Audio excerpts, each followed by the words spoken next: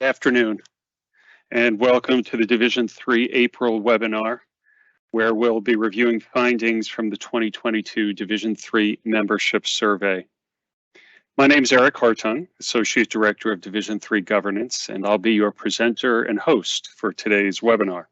The survey covered a large range of topic areas. Today we'll be focusing on three areas: the Division III budget, membership requirements, and playing and practice seasons. We've pulled out a few key findings to share, and we've left time for questions and answers. Let's begin with an overview.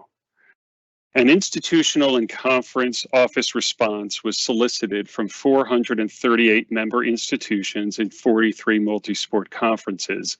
The survey was designed to promote discussion on campus and in conference offices with a broad range of constituents, and that was followed by a single institutional and conference office response.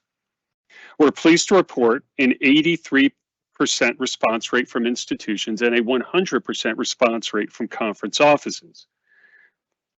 The responses will help the President's Council, Management Council, Strategic Planning and Finance Committee, additional governance committees, and the broader Division III membership assess satisfaction with existing Division III legislative standards, programs, and services. The findings will also position the governance structure and the Division III membership to propose legislative and policy changes.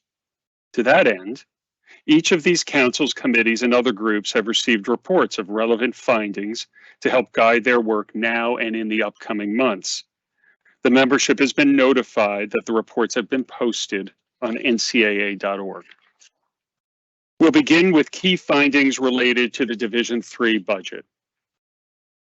Survey respondents were asked to provide their opinion on the current Division III practice of allocating 75% of the division's $36 million budget to cover championships expenses and 25% for non-championships programming.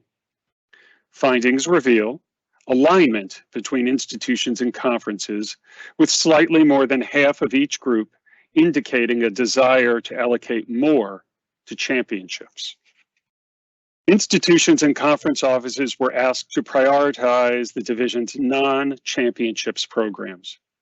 This information will help the Strategic Planning and Finance Committee make budget recommendations in the coming months. This chart presents the programs receiving the most support. The Strategic Planning and Finance Committee will be working in tandem with the Championships Committee to work towards recommendations for championships enhancements. This table highlights the enhancements that received the most support. Let's move on to membership requirements. The survey included a series of items related to membership requirements: convention attendance, regional rules seminar attendance, self-study guide requirements, financial aid reporting, and conference membership. We've pulled out two to share with you today. Less than 20% of institutions and less than 10% of conferences indicated support for the requirement to complete the ISSG and CSSG respectively.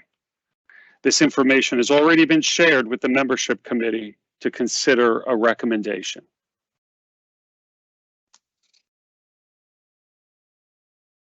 Institutions and conference offices were also asked to consider a potential new policy where institutions approved for the new member process would be required to have a bona fide offer from a multi-sport conference.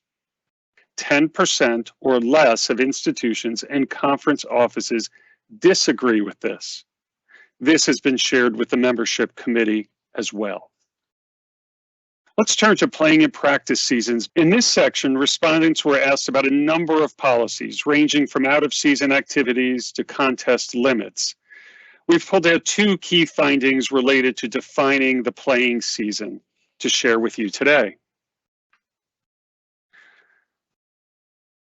The large majority of institutions and conference offices agree an alternative method of defining the traditional segment should be considered.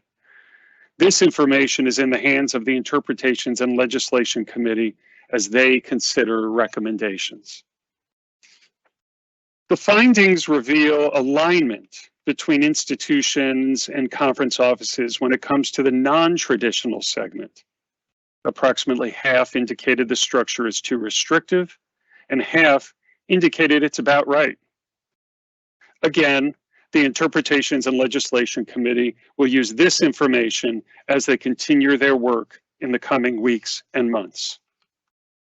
That was a very brief and high-level overview of some key findings. I would also encourage you, if there are questions that come to you later, I encourage you to contact me directly at ehartung@ncaa.org. Well, thanks everyone.